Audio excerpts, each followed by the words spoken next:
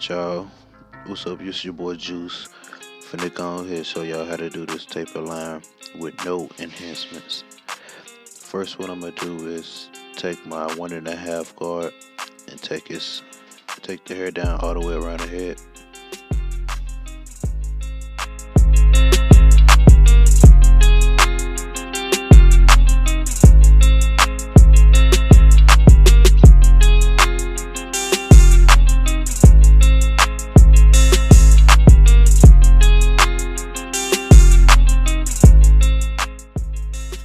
Now I'm going to take my Slimline Pros to create my first guideline for my back taper.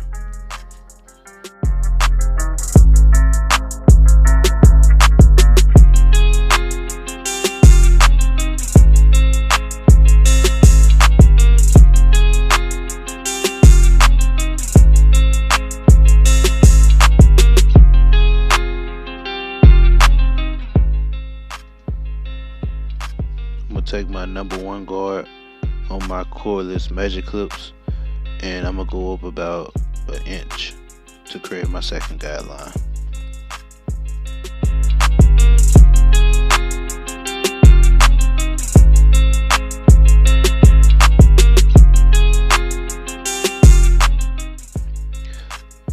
Now I will take my guard off and close my level all the way up and knock out my first guideline. I will gradually open my level to blend towards the second guideline. And all I'm doing is going from closed halfway to open. 3 steps, that's what I do every time. Once I'm done with this, I will take my 1.5 guard and knock out the weight of my second guideline.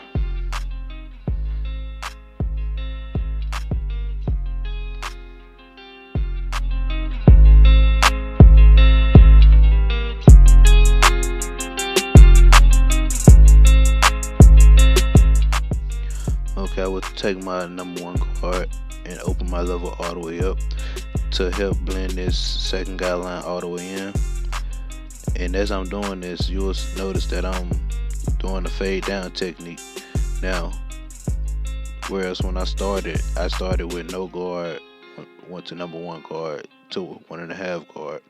Now I'm going from 1.5 guard to my number 1 guard to no guard. And all this does is help the fade transition better, and everything blends in. And I use this same method no matter what type of fade I'm doing, whether I'm doing a taper fade, a drop fade, a regular fade, high fade, it doesn't matter. If I'm fading, I'm gonna fade up first, then I'm gonna use those same methods and fade down, and it just gives you a more blurry look.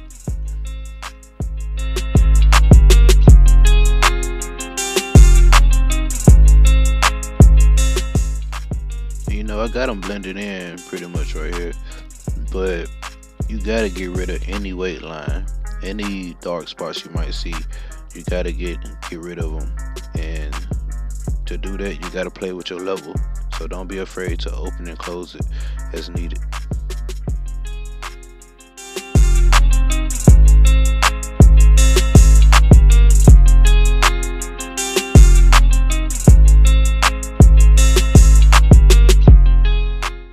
Okay, same thing goes for the side taper as it did the back taper. I'm gonna take my Slimline Pros and create my first guideline. With this first guideline, I'm gonna just create a half moon shape. And I do this with all my tapers, whether it's a high taper or a mid taper or like a low taper like this one. And this just like doing everything the same way every time just creates consistency, and it gives you that unique look. And once again, same thing, taking my number 1 guard closed to create this second guideline.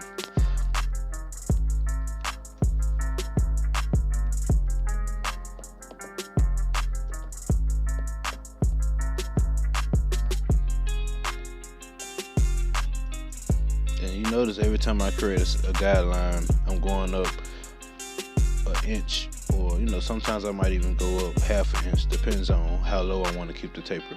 If I want to keep my taper lower, I might go up just half an inch. But if I have a lot of room to work with, I'll go up a whole inch. And what you see me doing now, I removed that number 1 guard and went from close halfway to open to blend that first guideline out. Now I'm gonna knock out this buck and blend the second guideline out with my 1.5 guard. Again, using my reverse fade method. I'm gonna go from 1.5 to my number 1, and again to no guard to help everything transition.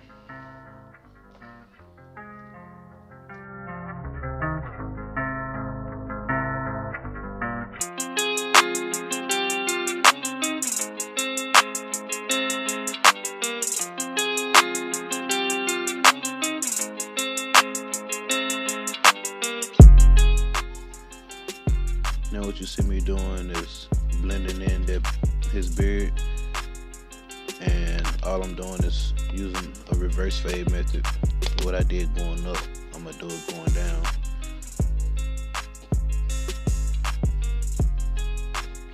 Alright, taking my 1.5 guard, I will be removing the buck from behind his ears. As you guys can see, it was a little dark. And I will be doing this to both sides of the head. Alright, we're gonna hit this other side of this taper. And you already know what you do to one side of the head, you must do to the other. So I'm gonna speed this up.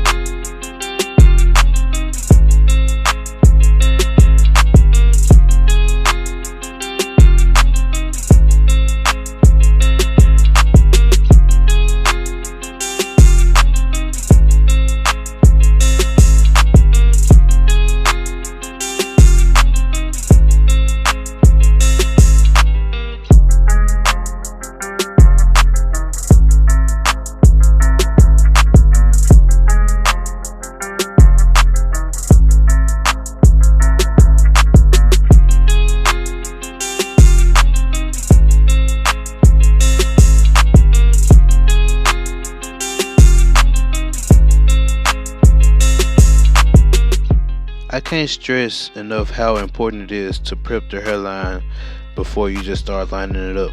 As you can see, he has a lot of long hairs around his hairline area, and what I'm gonna do is take my 1.5 guard and debuff the hairline. This just gets everything nice and even. Now taking my razor comb, I will smooth the hairline down even more, getting rid of all flyaways and any hair that could be possibly hanging over the hairline.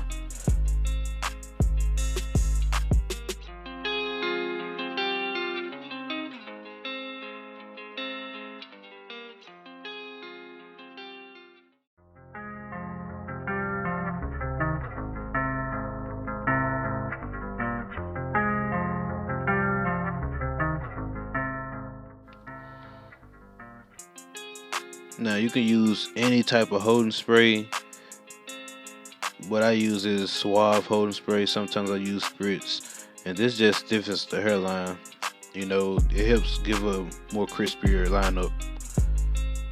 And I don't do it on all my clients, but I do it especially on clients with a softer texture of hair, such as his. Using my Gold FX trimmers, I'm gonna begin my lineup. And with this lineup, well, with every lineup, just keep in mind to stay as close to the edge as possible. You don't want to push anybody back, or you don't want to go too far in on this back hairline. And really, pretty much because the growing back process is ugly, you know, and no one want to walk around with a push back hairline. So just keep that in mind, and I understand that some clients might request it, and if that's the case, then cool. But if not, just keep their hairline as natural as possible.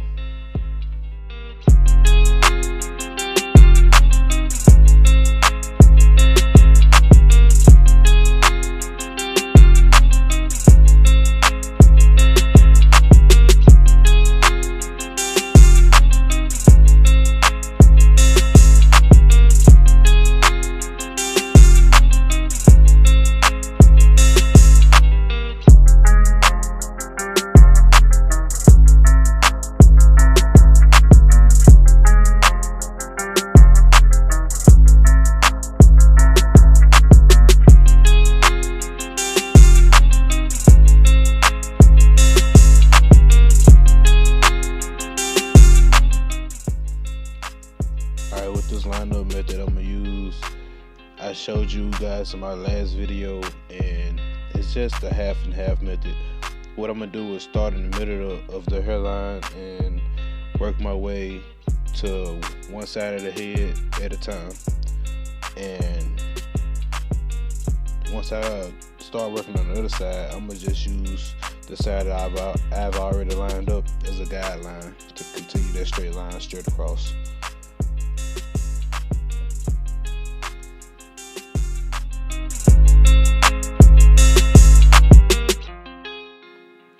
Notice how I turn the chair just so I'm on the same side that I'm working on, and it's always good to be on the same side of the area that you're working on, because it's easy to mess up or create a mistake.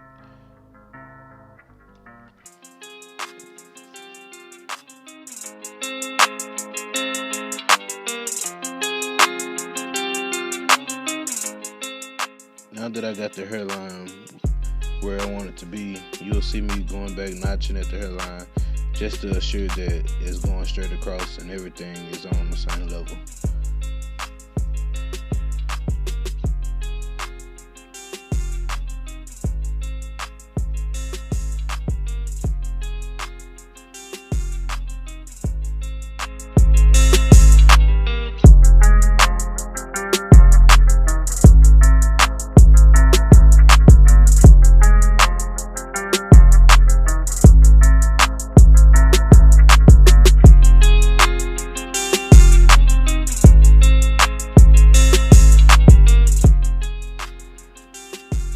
For this side curve, all I do is use my last 2 to 3 teeth on my trimmers and go in a C motion, keeping the hairline as natural as possible.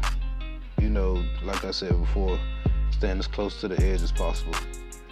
And just keep your comb in your hand, comb as you go, comb one, cut one. Remember that.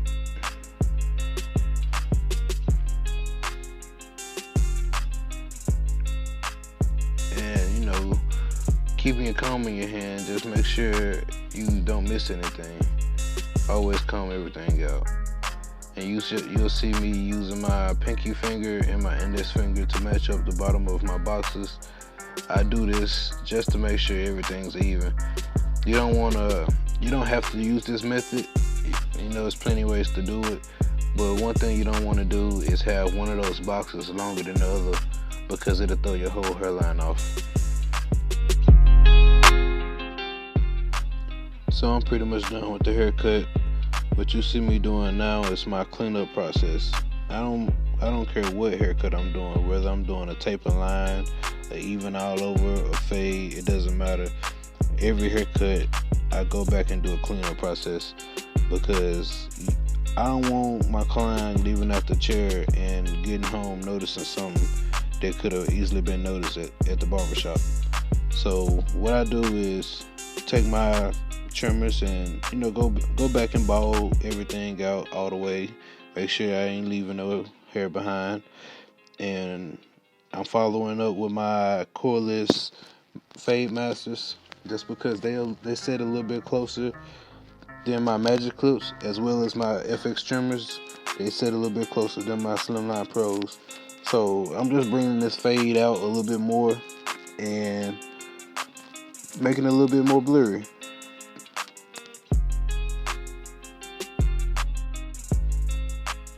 we're gonna wrap this thing up. As y'all can see, this was a real transformation.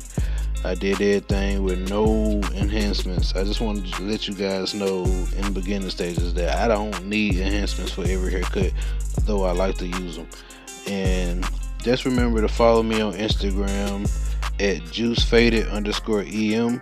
That's juicefaded them. And just subscribe and check my other videos out.